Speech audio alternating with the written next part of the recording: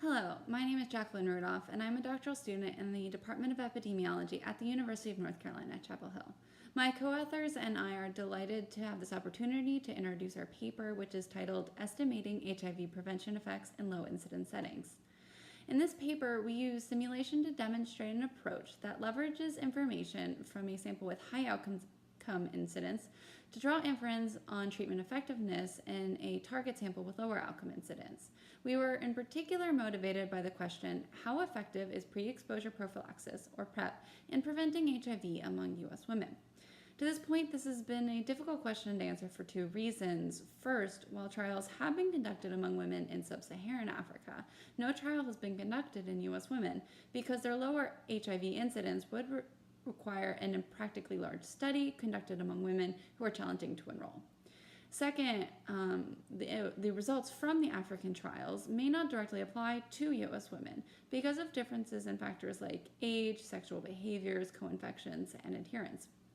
To overcome these challenges, we proposed an approach that would allow us to estimate the per protocol and then in a novel step, the intention to treat or ITT effects among U.S. women using full data from an African trial and then exposure, adherence, and covariate, but not outcome data in a smaller sample of U.S. women.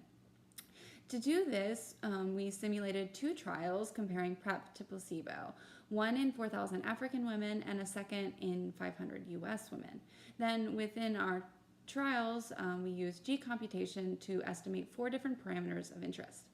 First, the ITT, and then second, accounting for adherence, the per protocol effects in the African women, and then third, the per protocol effect in U.S. women generalized from Africa, and then finally fourth, the ITT effect among U.S. women back calculated from the generalized per protocol. We reported risk ratios estimated at 1 year, averaged over 2,000 simulations. What we found is that our results estimated using G computation matched well our simulated true effects and that the pattern followed what was expected given our simulation design.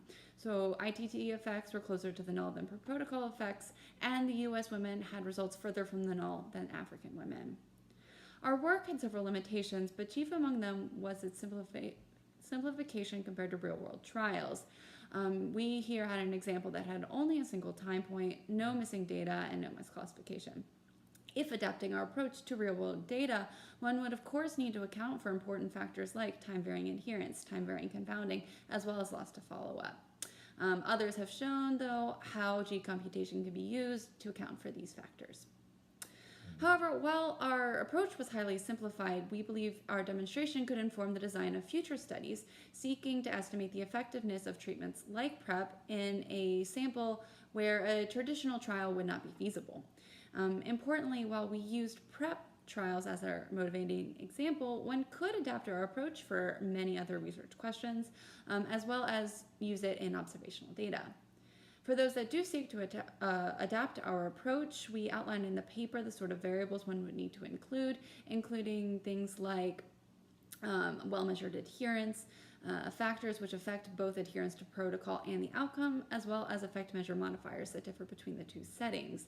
We also provide code in the appendix. Again, thank you, and we hope you enjoy our paper.